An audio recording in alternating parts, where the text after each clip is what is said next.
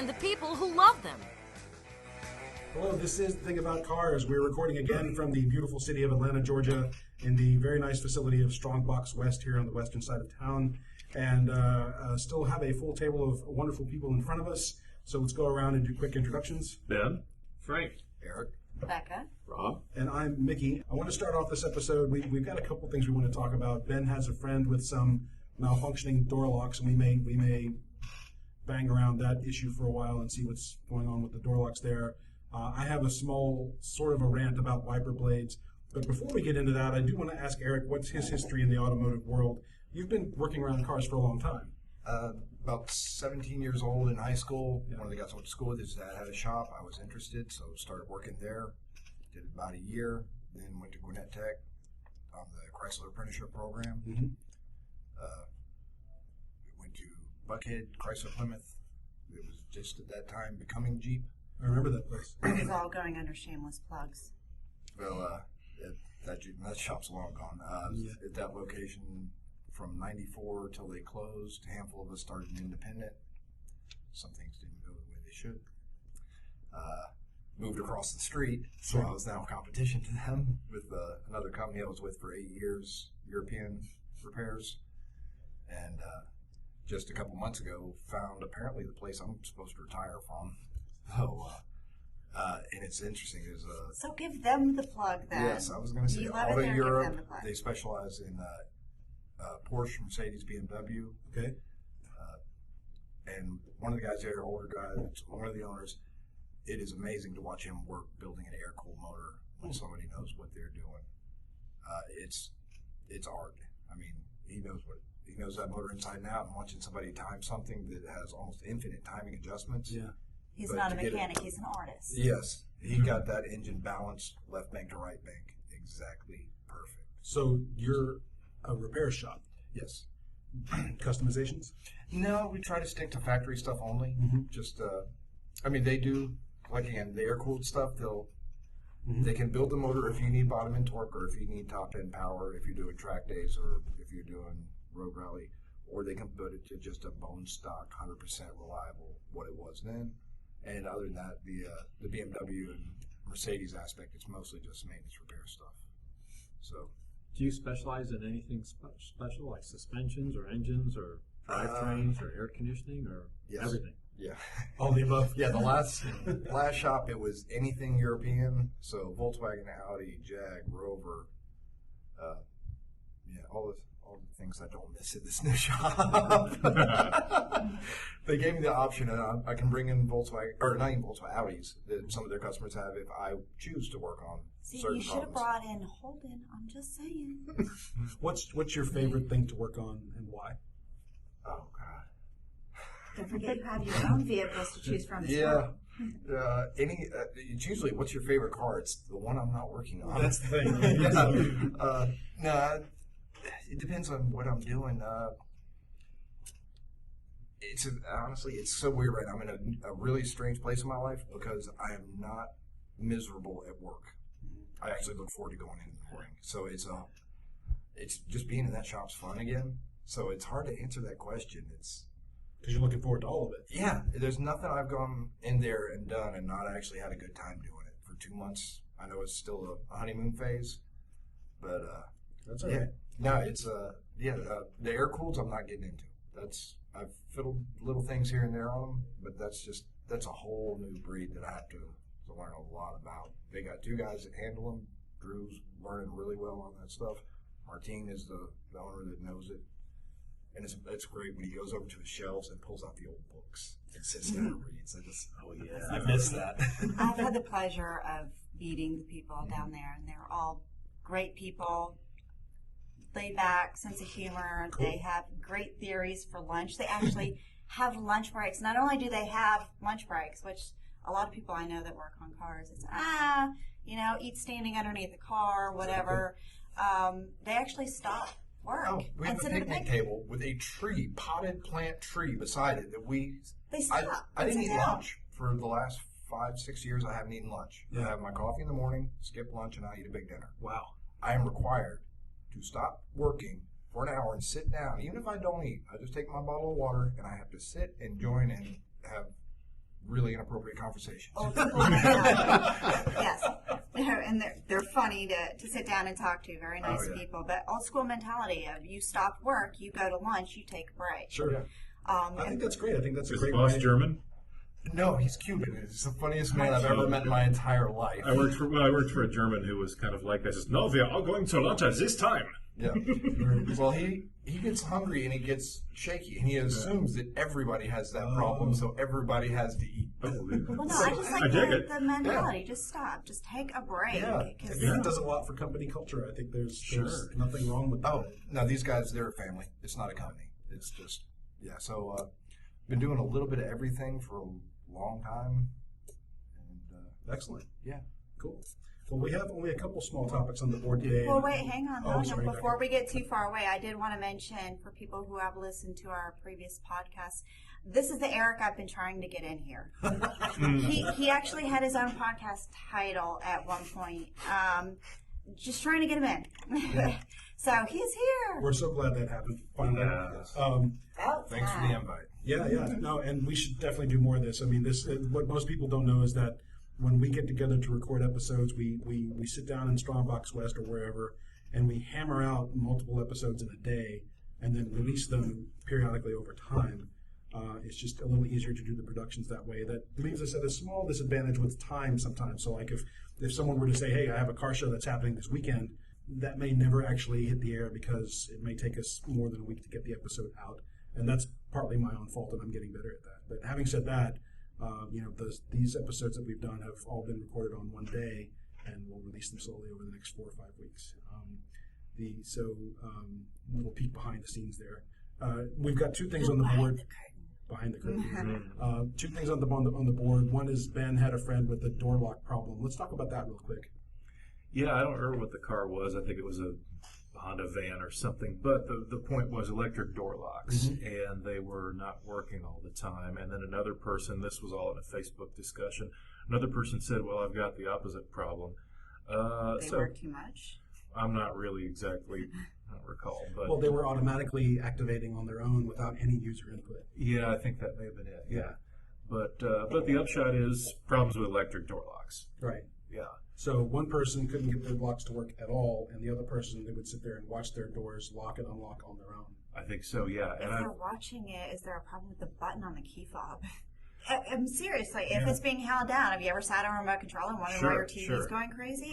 And then there are the intermittent ones as well, like on my wife's car. It's a 07 Mazda. The front passenger side door lock was sometimes refusing to lock when all the rest of them did.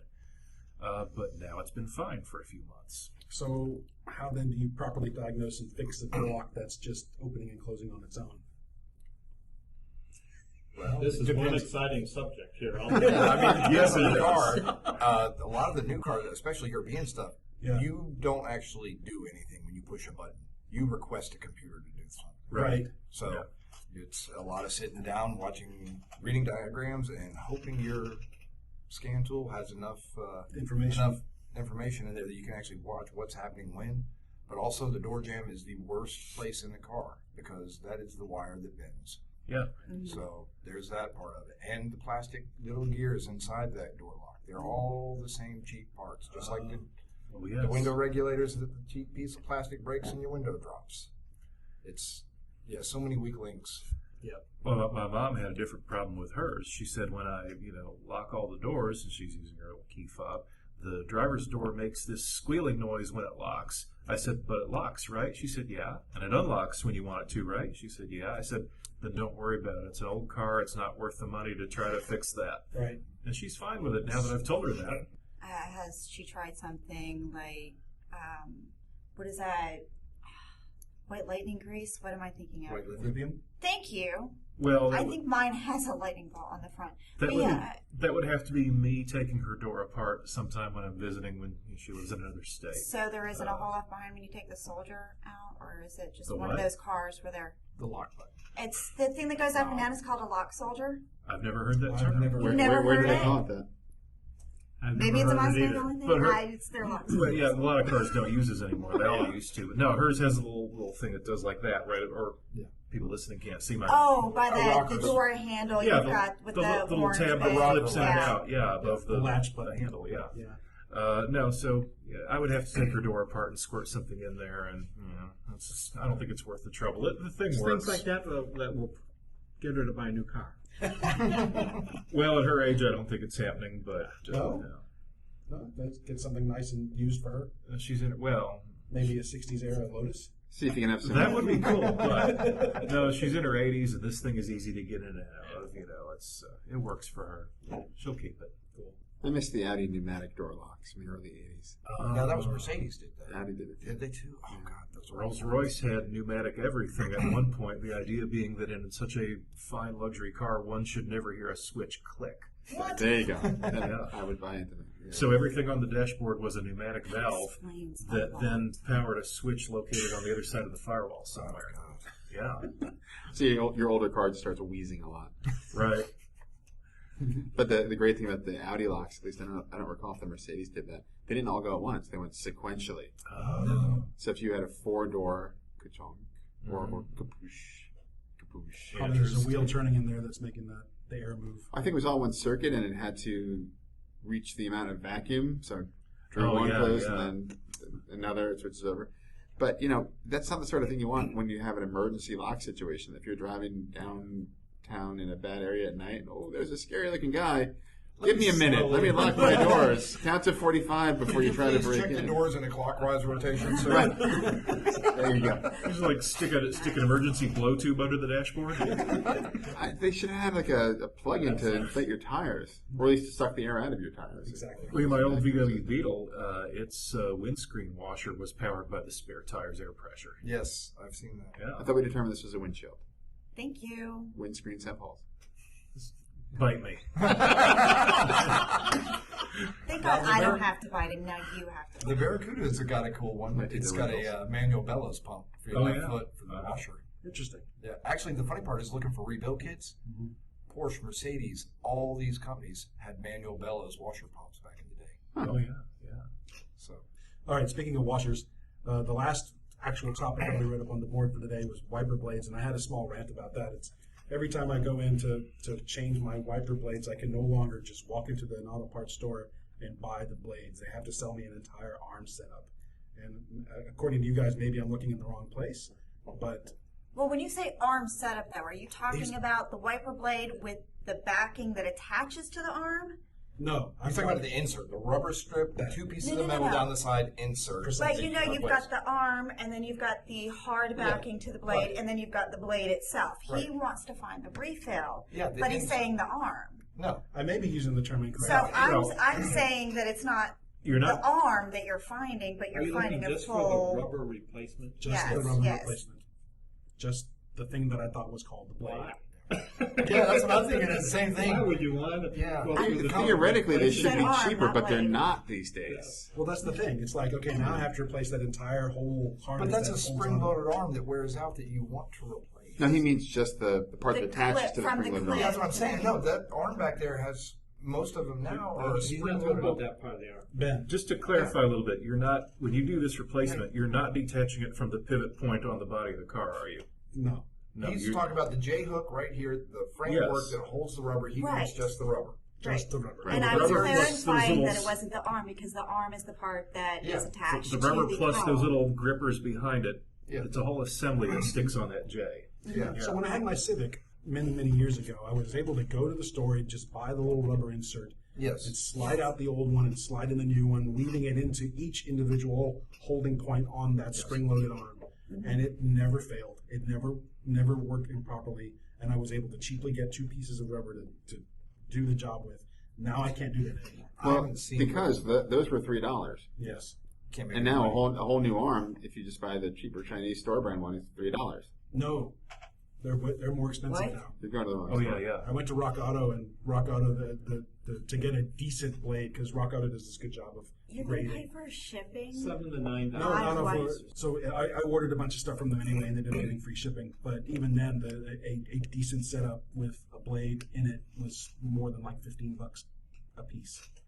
So Oh yeah, definitely. You're saying I can get Bosch Evolutions for $7-8 each. Yeah, that. That to me is one of the best wiper blades I've ever put on a vehicle. where do you get them? Worldpac. Exactly. If you want to buy cheap, you go see my friend Eric. One of my problems, again, with the GA, the adapter piece that attaches whatever we've agreed upon is the hard part with the blade to the arm. There's only 2 brands that will fit onto this, and I believe Rain-X is one of them, and I'm trying to remember the other brand. I have not been happy with them, but I've been doing things like rubber conditioner to help with the gliding, and it's helped a lot. Beyonce actually wipes her blades down with Rain-X, the fluid. Mm-hmm. But Derek is having a visceral reaction to Rain-X a minute ago. And the guy next to him named Eric. What did I say? Derek. Oh, I thought I said Eric. No, that's all right. Yeah, Rain-X, I'd heard bad things about him, and I thought that was all that was available one day, and mine had gone too far. And yeah, they were just as bad as people had told me. Well, they started out good. When they first came out, I tried some, and they were awesome. But And then everything thereafter, for however many years, have sucked. And I don't know what the best wiper blades ever. When I was at the dealership, the parts manager had a set of neon blades. It was after Daimler had gotten hold there. And so it was a Mercedes part because it had the little dot that turned green when they got worn out. And he gave them to me because nobody was ever, they'd sat on the shelf for years. And I had a neon. Just take them. I don't want to look at them anymore. Those blades lasted for years. Wow. No chatter, no streak. The green dot changed in 6 months. Some maybe just left them on those. I don't know who made them, Ford, Mercedes, Ford, Chrysler. But the technology's there that you can make a wiper blade last for 4 years, apparently. They had to be Valeo or Bosch. That's what I was That's the thinking. OEM. There was a single... Mickey, what's this going on? What kind of car do you need these wiper blades for? We'll all go home with a to-do this week. We'll go home and see where we can get you wiper blades. I changed them, but I'm like, okay, if why can't an average person just go to an average store and buy the little insert without having to buy the entire spring-loaded arm anymore? Yeah. Is it just too much of a headache to change that little thing? Nobody wants to change that little thing. I remember the dealership when people requested just that. Just get a blade. Yeah. It's time. It is It's time. time. I got to admit, Yeah. swapping out the whole thing is much quicker. When you go to Walmart, you can do it in the parking lot Yeah. because your other blade is now torn and it's pouring rain. It's a lot simpler. Just That's why you find the parking deck, not the parking lot. Rob is showing me this thing. Rob has pulled up on the internet something called a new car blade tool refurbishing cleaner something. This is for rail cheapskates, where instead of replacing your blade, it's a little fixture with a razor blade that you slide down the edge of your old worn-out blade, and it shaves off the worn-out edge. This has been around forever. Yeah. They used to be like $25, and why would you buy them? You just go buy new wiper blades. And now, thanks to the internet, they're $3. and you shave them down enough, then you can have the wiper arm put a nice scratch in your windshield. Any rubber left. Right. Well, I mean, this has nothing to do with anything anymore, but I have the guy who changes my oil near me, his shop, I think it's part of their script to tell you that you need new wiper blades, Yes. period. I'm like, I just replaced them. Kind of like Decro emissions. Yeah. You always need a cap and blades. Yeah. They make more money on wiper blades than they do on the oil change. Yeah. Yeah, exactly. You've seen the plastic cover that some of the blades come with. I can't remember what brand. But it's a protective cover for shipping over the plastic, over the blade. Mm-hmm. Yeah, one of our customers found out when he did his own wipers, those are really important to take off. Because it ruined the windshield. Oh, no. Frank was saying something about donuts, and I think we should close on that. So, yeah. Well, you really need to take care of the guy that takes care of your car, or a Right. woman that takes care of your car. Thank you, Frank. Thank you. You're welcome. I've never in my life used to ever have anybody change my oil but myself, and it was too expensive, or they didn't do a good job. And things changed about 20 years ago. I started going to a local Toyota dealer. I've been so pleased with their service; it's unbelievable. And I now bring them donuts. Every time I go there for an oil change, I bring them donuts. Enough for all the mechanics and the cashiers. No salespeople are allowed. And I gotta tell you, the mechanics love it when I come in and I take out 2 dozen donuts, And when they see the salesman come up, and the salesman goes to grab a donut, I slap his hand. The mechanics think you are the best person in the world, and boy, you get some of the best service. It's unbelievable. I tried that with my friend Max, that the other Beka and I have frequently mentioned. But Max has pointed out that he's got a Dunkin' Donuts about 20 feet from his shop, so there's really no point in me bringing him any. He really does. You just walk to it. Well, then you bring them a bottle of liquor, yeah. Yes. I don't want somebody drinking while working on my car. Customers don't realize how much just a handwritten thank you note. I had one customer that was kind of almost seemed needy, but one day she came in with a funny noise. Her and her significant other wanted to just talk and figured out it was a nail in the right front tire. So plugged it up and just real quick, nice handwritten thank you note from the both of them. They became in the top 10 list of customers I like. Just people don't realize little things, just small gestures can get you above and beyond. That their car got in the shop before other cars when they needed something done, just because people don't realize how far something little can go. So That's what she said. It has raised the cost of my oil changes. So I went there just the other day, and I bring my own oil. The dealer doesn't mind if I use my own oil, and I bring my own oil to save a little money. I buy it at Walmart. Okay. They only charge me $10 to change the oil. Huh. And I go, I'm going to crawl underneath the car and drain it and try to catch the oil and everything for $10. No way, I let them do it. But it's now costing me another $18 for the donuts. But I'm looking at it the other way. They're allowing you to rent a lift for $10. Well, no, I mean, their shop is still using it, so it's still their staff. I But know. technically, the time on the lift is worth more than $10. That's I would love to have a place where I can go borrow a lift, because especially like trying to work under it yesterday. Working like this. Well, we've talked about that before as a business do that. model. It's like you could actually put together a business where you rent out slips for X number of hours a day to people. But Dobbins does it. who? Dobbins Air Force Base. They actually have a hobby shop, lifts, tools, everything. Do they really? Shut Yeah, the front Benning door. used to it. Yeah, as I well. used to use it when my dad was in the Navy, so I'd go out there and work on my car. You have to be enlisted, though. I was Mine gonna is say- detail. For Right. Stephen King fans listening, that was a big part of the book Christine. I was going to say something about Darnell's. Darnell's. And then That's it. he distracted me with renting lifts. Yeah. Darnell's garage. No, Darnell's, you could rent lifts at, tools. that's and where everything. Christine lived at, because Arnie wasn't allowed to keep Christine in the driveway. Exactly. And She dirtied up the house. And that's how the Car Talk guys got started in the auto repair business. They were running a facility where people could fix their own cars in somebody else's garage. They had lifts, they had tool chests, they had everything. And it failed because basically most of the customers were idiots. What about liability claims? There would be massive yeah, waivers. insurance. Yeah. Massive waivers. The on one it. time when somebody's Lincoln fell off a lift, they knew that they probably shouldn't do that anymore. But they need to have, remember, I used to be in the insurance industry. You come in here at your own peril. All responsibility is yours. But all the waivers in the world don't stand up to bad things happening. Yeah, and then it was a different era back then too. It was before the liability crisis. I'm hoping somebody can figure out how to do away with the whole liability issue, and we can actually let DIY market have access to better tools. That would be kind of cool. Oh yeah. Yeah. But incredibly litigious society. Well, okay. On that depressing note, let's, No, happy note. Happy Happy note. note. Rob has unicorns on his cell phone. I do. And sparkles. And sparkles. And, Sparkles and unicorns. What were we going to say? and for those who can't see it, those sparkles are actually moving like they're in fluid. It's in a fluid. suspended. This is fabulous, and you know what? This is absolutely happy. We should always end on a happy note. should. I love the phone. There's more to the story. Oh, It's yeah? even better. I know what my next phone case is. What's that? Disney princesses. Yeah. And I'll tell you why. It's gold with Disney princesses. This used to be my stepdaughter's case off of her phone. And when she got her new case, I'm like, that's a perfectly good case that I need. So I took it. So as soon as she gets tired of her Disney princesses phone case, I know. all right. No, This I'm is just The Thing having- I About just Cars. got Thank chicks. you, as always, for joining us. My kids We're broke it. recording at Strongbox West, as usual. You can find us at Facebook at The Thing About Cars. We have a Facebook page.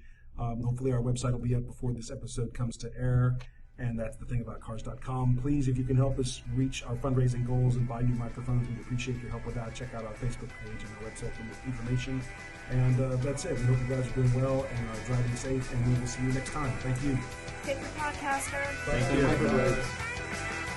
Thank you for listening. This has been The Thing About Cars. We'll see you on the road.